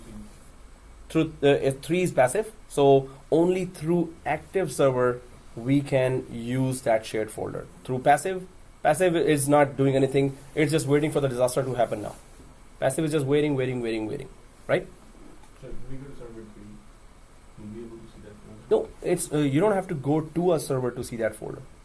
So that folder path is there, and that folder is being. So we created a folder on top of this disk. This disk is having access by application server, and there's a shared folder sitting on that. This one, Call this new folder. shared folder here, right? Wow, I can write that. Cool. Okay. Anyway, so shared folder is here. Now, if you go directly to the disk, are you able to see that? We're not supposed to go there and check that like this. We're supposed to just follow the link there, and we know that it is working out of the active server, right? So, but what we are ultimately doing, the shared disk here, this is having the shared folder. The disk that is coming from server 1, that has a shared folder. But you want to see that folder, right? We will be able to see it on server 3 obviously. No, are we able to see that on server 2 right now? So guys, are we able to see that shared folder that we created on server 2 or not? Yes. So if we go to server 2 here, and if we go to on server 2, we are looking at this disk here, right? Everyone sees this disk on server 2? Because we are our active server is server 2 right now. Yeah. So if you go to G drive, there's a cluster folder there, right? If you go into the cluster folder, it shows me you don't have current permission, but if we click continue here, That's no, not sure. denied permission. That's like a minute. So where's the disk there? I've got something Mm-hmm. the recycle bin on app slash is corrupted. No, click no there. That is something else. No, guys, so we're not supposed to see that folder, that shared drive from there. If we are able to mess it from here, the end user's data will be distracted. So this is on server 2. Yeah. Okay, so if you run the same kind of command, We will be able to see we will be able to see it. I can open it, I can modify it, I can make changes to it. I can see the same thing on server 1. The path. the path. The path, if you paste. Exactly, you're right. If you paste the paths, but locally, no. From the over the network, yes. That's what we're doing right now. Exactly. So you're right. From server 2, if you give the path, yes, you can see from anywhere actually. So definitely that's good. Okay, guys. Server 1 here. Let's go back to that. So do we understand what we're about to do? We're about to crash the active server that is hosting this file there, right? So this file can only be run from active server. We know which is the active server. Active server is server 3, right? Everyone is there. 2. So let's double click that, and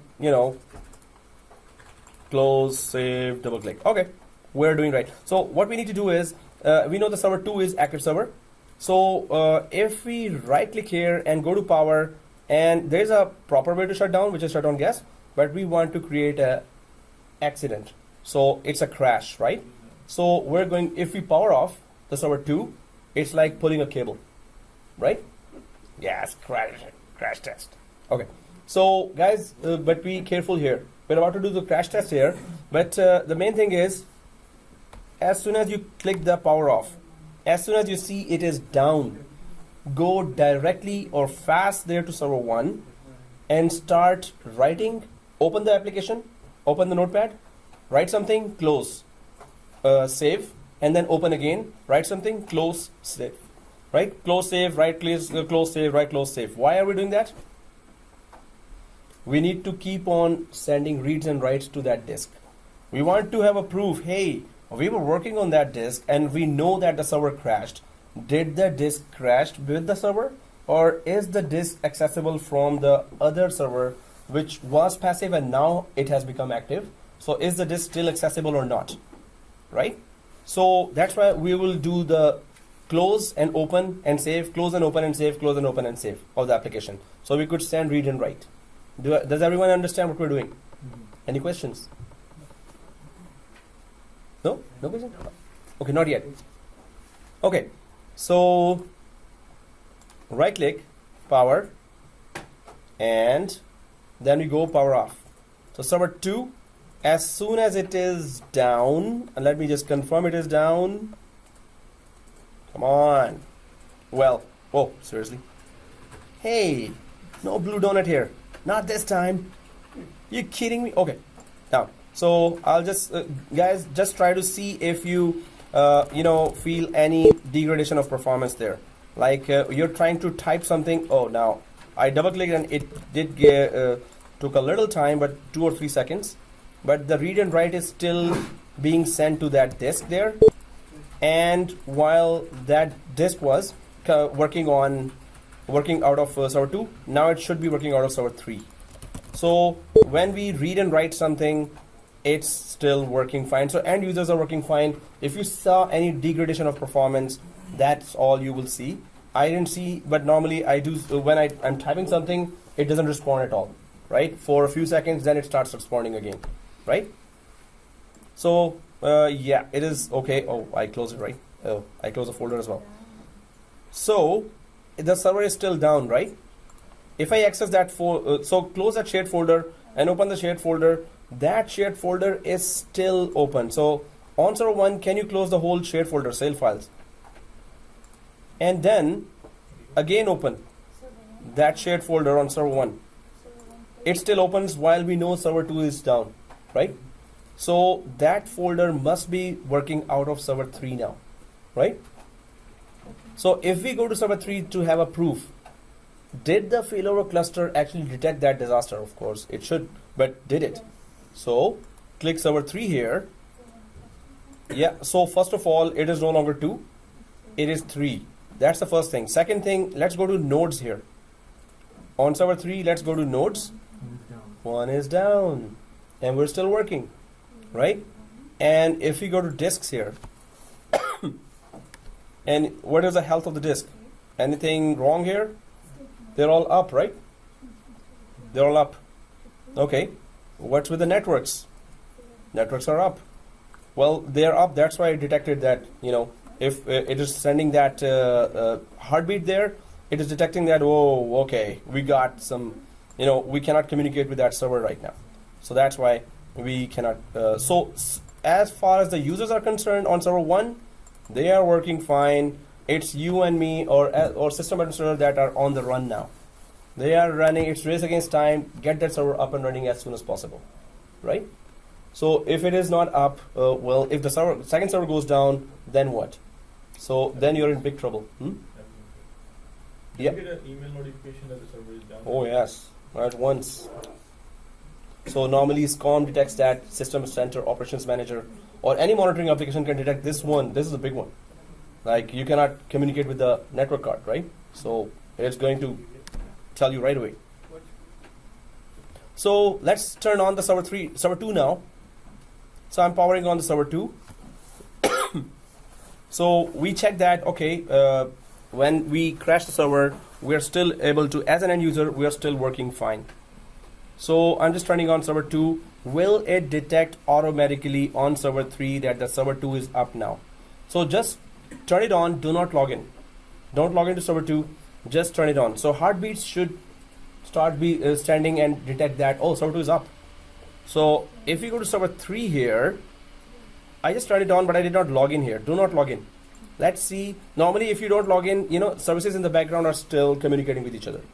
You don't have to actually log in to see the services, right? To let the services talk to each other. In the background, services are always talking to each other when you have reached the login space. So on server 3, if you go to nodes now, it detects it is up, right? But our files are working out of now the server 3, which is the active node here, right? So let's crash the other one. Hey, how about if we crash both? What will happen? So the file, the notepad we're working on, we will not be able to save it on that disk. Is that correct? Which disk? The disk it is still working on. The LAN on which it is working on. It's no longer accessible. It's not going to be accessible from the cluster. Hey, why don't we shut down both? Just to check how a disaster looks like, right? A real disaster. This is like we survived the disaster, right? So if we did not survive, if that was a single machine, or if both machines went down, so let's go back to server 1, and I'm still working on it, right? CO and close and save. This application is okay. This folder path is still accessible, right? This UNC path is still accessible. So the server 3 is the active one. I know that if I take it on the active one, it will still fail over. So right click server 3, power off. I powered off server 3, server 2, right click, power off as well. We're already powering off all servers anyway. Oh, anyway, power off. Now I have powered off both servers. Both gone. Okay, so let's just try to keep on writing here on this file now. Why? Those remote disks were only accessible from the failover cluster. Cluster is gone, the disks are gone. Now we are in space. We are held in space now.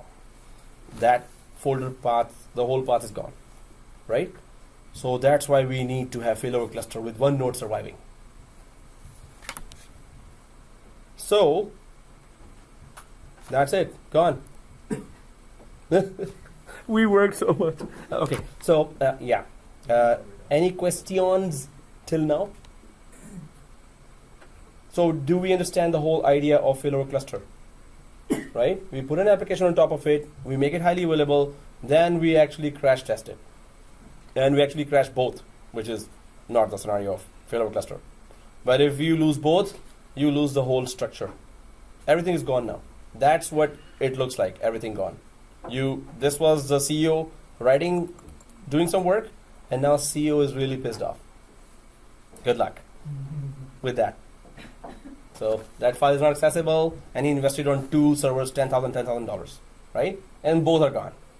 Wow. Seriously. So, okay, that's it, guys. Now can we access that file because it's in storage, right? Which storage? It's in storage SAN right now.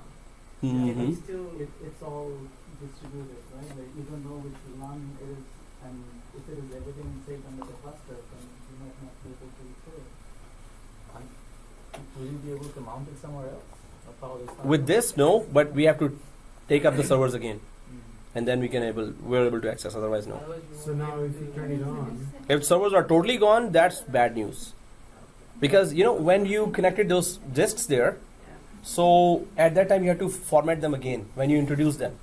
Now, if those disks are gone from there, they can only read right now, those guys. Or you can attach it to another third server. Just start another server and go to the initiator, request another initiator from there. But you have to come here, add the IP of the target there, then from that server, request an initiator. So you have to do the whole step again, but then only this way you can connect that. But when a new initiator requests a disk, for that initiator, the disk is totally unallocated. So only these guys can recover that. so we have to Mhm. repeat the entire process for the third server. If we add another server. Yeah, but then you have to format that disk. That disk will not be available. Excuse me. So there are. That's it. Huh? So now if we The cluster's gone. Oh, well, we take backups, right? Every day. Incremental backups and everything. No, this is recoverable. I mean, those servers must not be gone forever. And in cluster, you must have minimum 2. You cannot work on one server, right? Yeah. So normally 2 or more. So we have a possibility to save the data. if we power these machines on, Now it's accessible again. These machines you power on, data is there. Accessible again. But now that's a very interesting question. Suppose those 2 servers are gone forever, like really gone. How do we recover the data then? One is I'm taking backup. Any smart administrator would be taking a backup every day, right? So we might lose today's work, but till yesterday we have the backup. Second thing is if we want to recover from there, yes. The third machine added as an initiator, I have to test that. We have to test that. That's another scenario. Okay, guys. So this is it.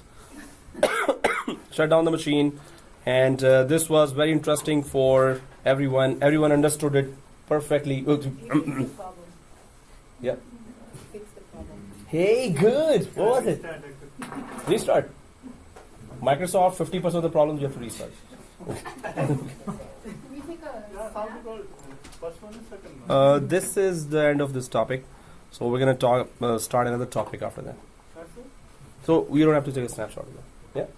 Which one I need to? Oh yeah.